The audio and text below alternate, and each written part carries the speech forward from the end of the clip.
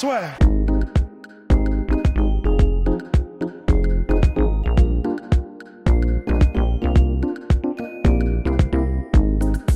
Let's bang, bro. Complètement fou cette soirée, complètement folle, mon cher Rust, puisque Henry Cejudo a défendu sa ceinture bantamweight, flyweight pour la toute première fois de sa carrière, en emportant en 32 secondes contre TJ Dillashaw. Les pronos la soeur ont encore frappé. Alors on est au taquet, hein. Je crois que c'est même un scénario qu'on n'avait même pas cité dans notre prono, c'est extraordinaire. Donc on s'est évidemment complètement chié dessus, bon bah on peut le dire. Hein. Ouais, on démarre bien l'année. Ouais, on est super, putain. Mais bon, ce qu'il faut, si on a le droit de se défendre, c'est vrai que c'était compliqué de revenir ça. Pour moi, c'est un peu exactement du même acabit que ce qui s'est passé avec Nunez Cyborg. Exactement. On pourrait revenir au premier combat entre Velasquez, Dos Santos, enfin il y en a pas mal. Après là, voilà, il n'y a pas eu le côté de Cyborg où Cyborg a eu l'occasion de se défendre. Ouais, là, TJ a été sonné, l'autre lui a roulé dessus, a finalement fondu sur lui, et puis a été ultra agressif, et finalement n'a pas laissé respirer. Ça a été une avalanche, et tu regardais les stats à l'instant, je crois qu'il y a eu 18 coups pour Cejudo. Donc 18 frappes significatives. Ouais, ça fait beaucoup, en 30 secondes. Ouais, exactement, et un coup. Voilà, un coup pour TJ Dillashaw. Donc c'était une avalanche, et c'est simplement que TJ a été complètement débordé dès le début. Et il n'a jamais existé, en fait. Exactement. Il n'a jamais existé. Et dans cette configuration, finalement, c'est tout à fait logique que Cejudo s'impose, parce qu'il a frappé en premier, il a su être agressif pour maintenir une hyper pression, finalement, sur lui. Et l'arbitre, est-ce qu'on est d'accord là-dessus, a arrêté le combat au bon moment, parce que c'est vrai que TJ prenait des coups, et puis à un moment donné, on va pas sacrifier un combattant de 32 ans qui vient de faire une weight cut, peut-être la plus grosse de toute sa vie, à savoir perdre 13,3 kilos en 12 semaines, pour une ceinture. Non, honnêtement, pour le nombre de fois où il a été knockdown en l'espace de 30 secondes, je ne sais plus combien c'était exactement, clairement, il y a quelque chose qui allait pas. TJ Dillashaw a dit qu'il s'était pris un coup derrière l'oreille, ce qui avait, mis en branle son équilibre. Et visiblement, c'est ça, hein, mais quand t'es autant sous pression, autant knockdown, et que tu prends autant de coups en l'espace de 30 secondes, et que tu finis la dernière séquence de coups, il en prend un dans le menton, un sur la tête en retombant, enfin clairement... Le ralenti est assez violent. Voilà, il était au pays de l'étrange, quoi. Donc c'est clair que de toute façon, pour moi en tout cas, et visiblement pour toi aussi, l'arrêt de l'arbitre était judicieux et bon. La santé du combattant avant tout, quand même, ne l'oublions pas.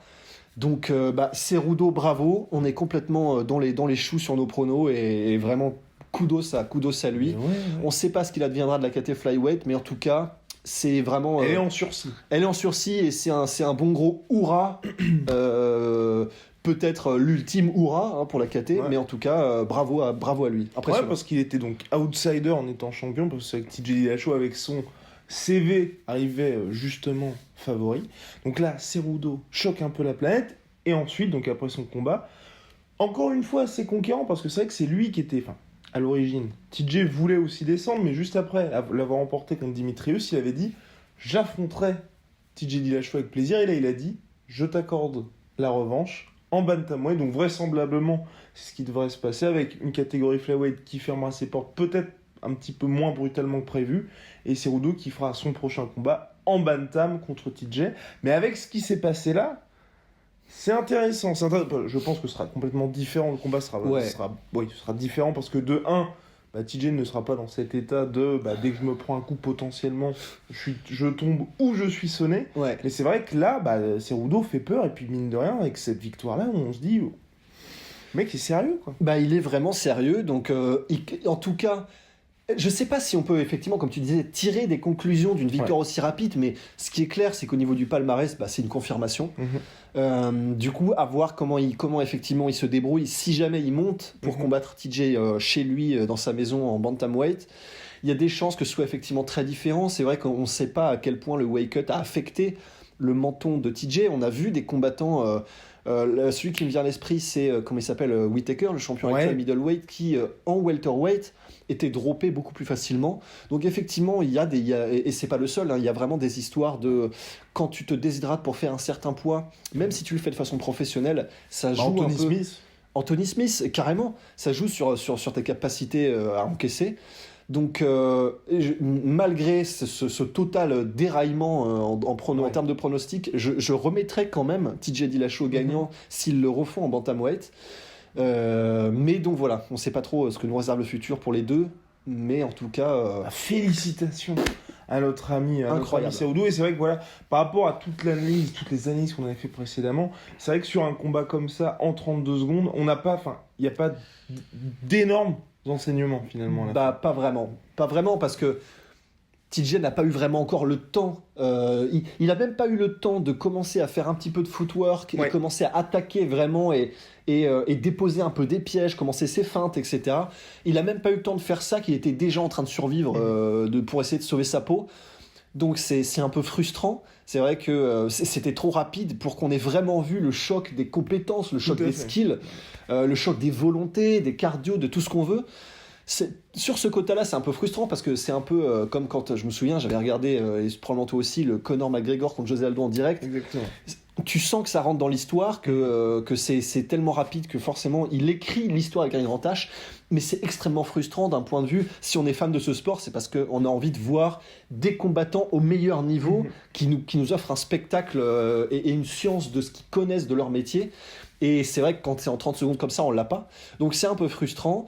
Mais d'un autre côté, voilà, c'est comme ça qu'on devient un énorme champion. C'est en posant des jalons comme vient de le faire Cerudo. Et le jalon, voilà, c'est 32 deep, 30 secondes. Et puis quand on aura, je pense aussi, ce qui aidera, c'est en fait les prochains jours, prochaines semaines où en fait les deux vont donner leur avis sur le combat. Et c'est vrai que peut-être que Cerudo dira l'objectif c'est effectivement de commencer très fort, d'imposer une énorme pression parce qu'on voulait surtout pas qu'il rentre dans son jeu, qu'il mette en place son footwork, son striking, que moi je me fatigue éventuellement dans mes mises au sol parce que lui, il y avait quand même un risque qu'il se relève. Enfin voilà, qu'il y ait tout ce truc là parce que c'est vrai que McGregor, les 13 secondes quand il y a eu le combat, on se disait wow putain c'est peut-être un lucky punch entre guillemets. Et puis ensuite quand il y a eu la conférence de presse, les images ensuite quand on voyait au vestiaire qui s'entraînait effectivement sur ce mouvement là, on s'est dit ok, c'était pas du tout du hasard. Et c'est pour Henry Cerudo, c'est vrai que il devrait probablement y avoir ce genre de choses avec un game plan qui était préparé pour ça. Ouais. Parce que y a des analyses, alors là pour rendre le crédit qui lui est dû, c'est pas moi, hein, c'est une analyse d'un gars qui s'appelle Luke Thomas, qui fait vraiment des analyses de très très très haute volée et qui avait fait l'analyse de la différence, les ajustements qu'avait fait Cerudo et la team de Cerudo. Faut rendre le crédit aussi à Eric Albarracin qui est son head coach. Le plus swagué du game. Ouais, avec ses lunettes un peu chelou qui me rappelle le joueur de football Davis, là je sais pas si tu te souviens de ça. Et en gros, du premier au second combat, c'était lui, c'est ça ? Ouais. Du premier au deuxième combat contre Demetrius Johnson, notamment en clinch, ils avaient fait des ajustements qui montrent que c'est vraiment une équipe world class, vraiment de classe mondiale en termes de stratégie de combat. Ce qui est sûr et certain, c'est que quoi qu'il soit arrivé là maintenant, ça peut pas être du hasard.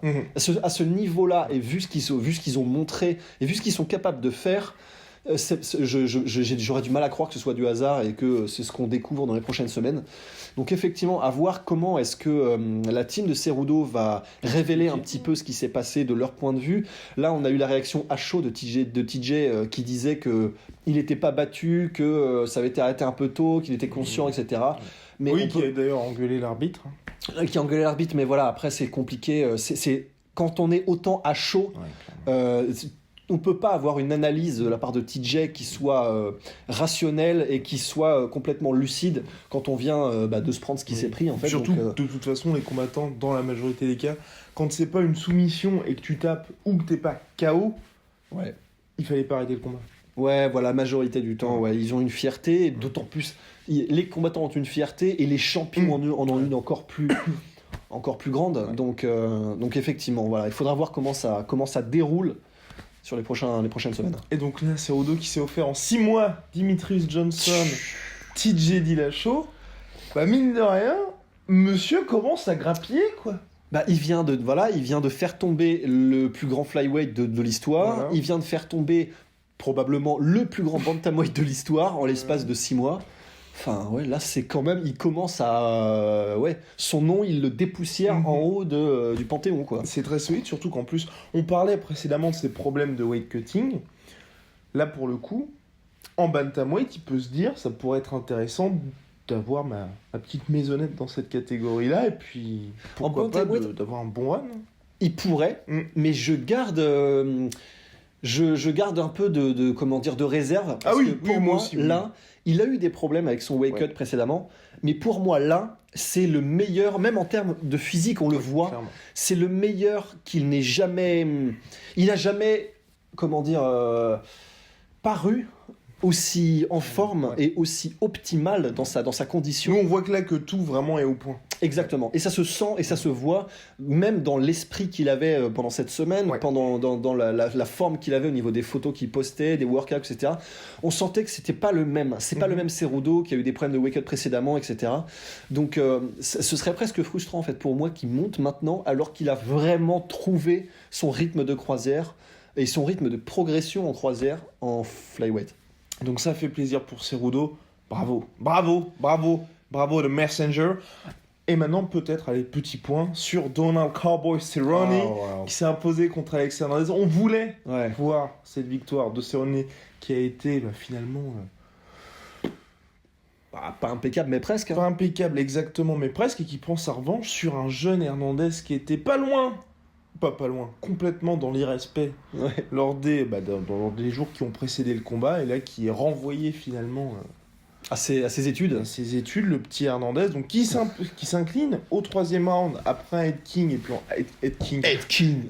kick et suivi d'un ground and pound maîtrisé d'un Cowboy Cerrone qui est maintenant à 22 victoires à l'UFC, 16 finishes, record de finish dans l'organisation, ça fait plaisir. Le vétéran n'est pas mort. Et donc voilà, ne le mettez pas en tant que vulgaire gatekeeper pour des jeunes comme ça qui n'ont pas vraiment prouvé. Ouais, voilà, on a un peu l'impression de revoir le Frankie Edgar contre, comment s'appelle-t-il, Pantera, Yair Rodriguez. C'est un peu ça, il nous apparaît maintenant effectivement qu'il a été mis dans le bain beaucoup trop tôt. Après, pour être tout à fait franc et honnête, non, il n'a pas été mis dans le bain trop tôt. Il a quand même battu Aubin Mercier et Benny Dariush, qui sont deux vétérans et deux mecs très solides. Et Dariush, c'était sale. Enfin, sale. Ouais, c'était sans bavure. Oui, exactement. Donc, pour moi, la progression était logique vers un Cowboy qui, lui, en revanche, est un peu sur la descente.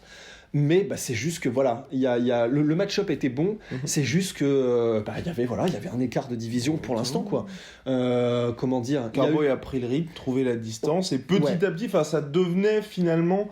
C'était évident que Cowboy allait l'emporter. C'est exactement ce que tu viens de dire. En fait, il y a eu un début de combat où on sentait que effectivement Hernandez était très rapide, avait des mouvements. Voilà, il fait un petit peu dans la suite de ce que faisait Carlos Condit. Et McGregor, il a un coach de mouvement, etc. Effectivement, c'était des mouvements inhabituels. Il a réussi à placer. Moi, j'en souviens un uppercut très rapide qui est passé. Oh putain, on a commencé à se dire merde. Et en fait, finalement. Alors que Cowboy est connu pour être vraiment un diesel et pour commencer très lentement, mais il a quand même commencé à choper le rythme, il a commencé à voir à quel moment il pouvait toucher le jeune Hernandez. Il a réussi à le toucher, il a réussi à comprendre son rythme, à comprendre son timing, et petit à petit, il arrivait à le choper en contre avec des superbes genoux au corps, il arrivait à le suivre avec des enchaînements de direct qui étaient vraiment magnifiques et qui touchaient parfaitement.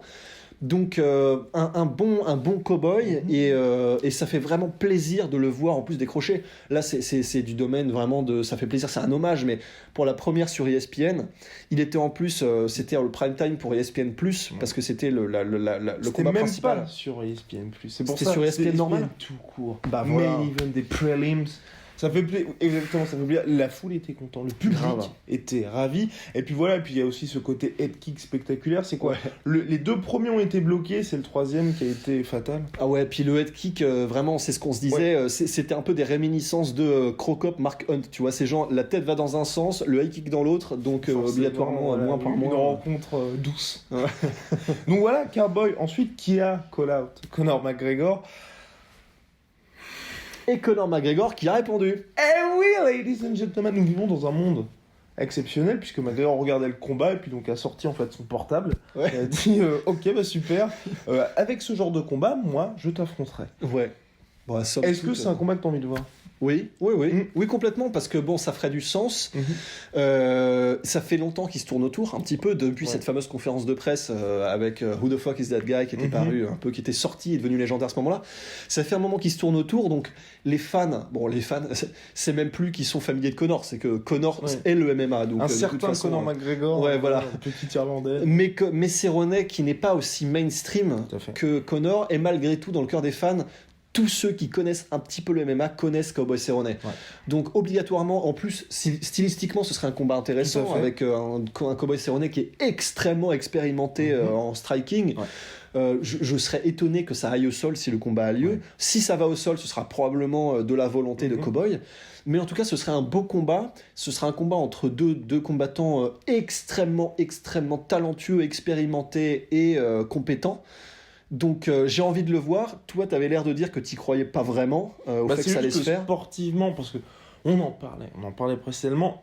Un Dustin Poirier, on disait que c'était abordable, mais c'est vrai que t'as le côté, le mec en plus est classé numéro 4 ou numéro 3 de la catégorie. Bah voilà, un Cowboy Cerrone, même si il est assez dangereux, mais là aussi il est abordable pour Conor, t'as quand même ce côté, enfin pour les gens qui seraient pas vraiment des aficionados hardcore ou même fans hardcore, t'as ce côté quand même, les gars, vous donnez une victoire à Conor McGregor. Et de ce côté-là, c'est un peu compliqué parce que c'est pas le Cowboy, tu sais, qui sort sur 3-4 victoires, genre comme quand il était au début, quand il avait fait son retour en welter, où tu te dis, ah ok, il est de retour là, tu te dirais, bon, vous voulez donner une victoire à Conor contre un mec qui reste un nom.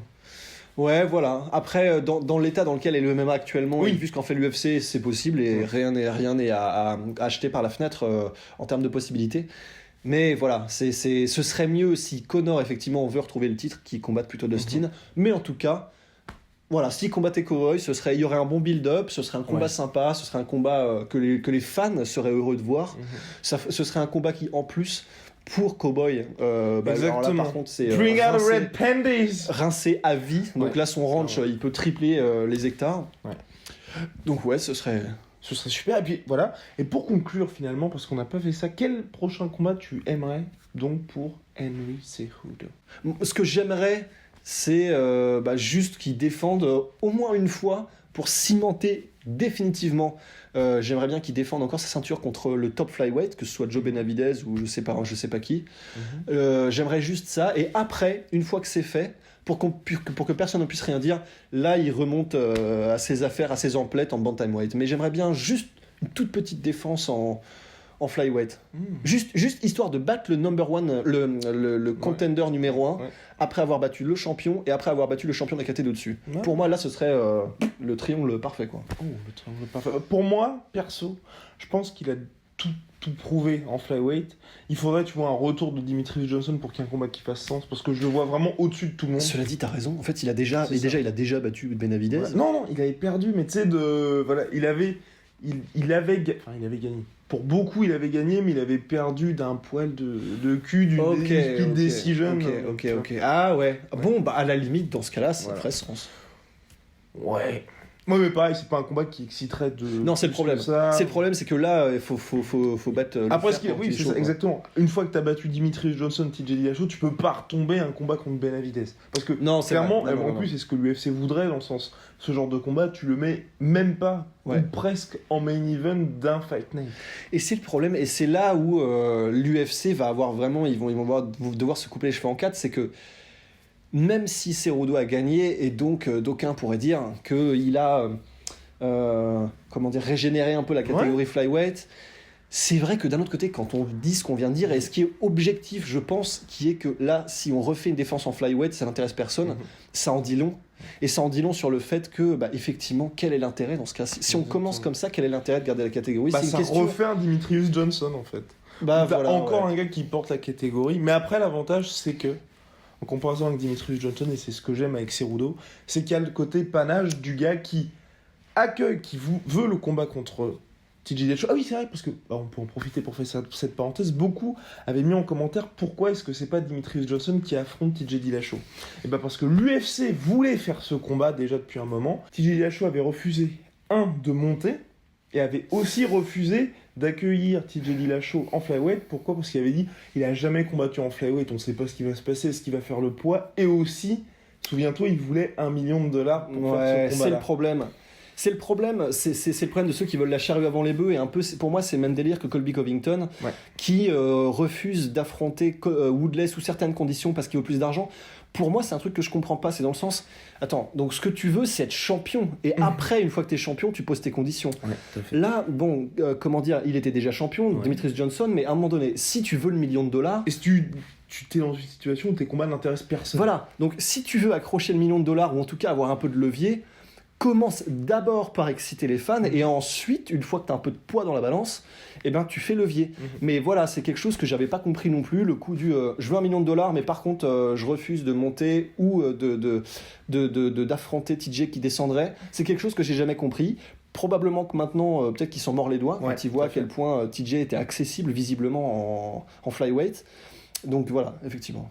Donc pour ça, c'est pour ça que ce combat ne s'est donc pas fait et qu'on peut dire que certes, Demetrious Johnson méritait un tel payday et un tel combat, mais c'est lui qui ne l'a pas voulu parce que TJ, souvenez-vous, faisait pression avec Dana White pour que ce combat ait lieu. Donc c'était vraiment, il y avait des négociations.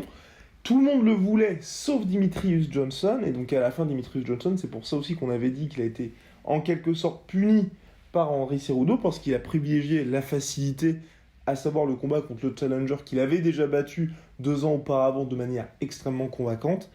Et il a perdu par décision. Donc à la fin des fins, si on n'essaye pas d'avancer ou de faire preuve d'un peu de panache ou d'ambition, l'UFC n'a pas forcément intérêt à garder ce genre de mec, parce que certes, il est brillant quand il est face à des Rebord ou des mecs comme ça, mais c'est pas ce qui va exciter les fans. Mmh.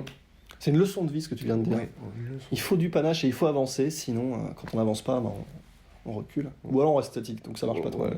Mais bon, en tout cas, on n'avance pas. En tout cas, on n'avance pas. Non mais les gars, pour notre défense. Pour notre défense, il est 6h58 du mat. On vient de regarder tout l'event en étant sobre. Donc autant dire que c'était un petit peu chaud. D'habitude, on a tous les produits possibles. Les suppléments mexicains. On appelle Jones. Café, voilà, des picogrammes de café, bien sûr. Des picogrammes de café, et puis tout va bien. Donc bref, là, il est grand temps d'aller se coucher et de vous quitter. On présente nos plus sincères excuses à Henry Cejudo et à tous les fans du Messenger et à tous ceux, bravo à vous, qui avaient prédit cette victoire, parce que vous avez été peu, vous avez quand même été 3-4 quand même en commentaire à avoir dit les gars, vous allez être surpris, ou les mecs, Cejudo va réussir, respecter Cejudo, ça va être beaucoup plus compliqué. Et c'est vrai que pour le coup, là, respect à ceux qui ont dit ça, parce que ceux qui ont dit méfiez-vous, ça sera pas aussi simple, c'est vrai que pour le coup, là, on a juste déconné, parce qu'on n'a même pas évoqué la possibilité, il me semble, que Cejudo puisse gagner. Si, on avait dit c'était pas pour nous le seul moyen. On l'avait dit ? Je crois que on l'avait dit, et je sais plus par quel biais, mais on avait dit il y a un seul moyen que Cejudo s'impose, et c'est celui-là, et c'était une petite parenthèse de 30 secondes. Ouais, voilà, donc clairement, effectivement, on a manqué un petit peu on aurait dû mettre un peu plus l'emphase sur les chances de Cejudo. Fucked up. Bon, bref. Merci pour votre fidélité. À bientôt pour un prochain événement, UFC 230. Le prochain, c'est UFC 234. 4. Du coup, oui, parce qu'en fait, il garde le nom 234 malgré l'annulation du 233. C'est vrai. Rendez-vous Down Under, Melbourne, Adesanya, Anderson Silva et Whittaker, Gastelum. Au revoir, mon cher, et que ça claque. Allez, soit.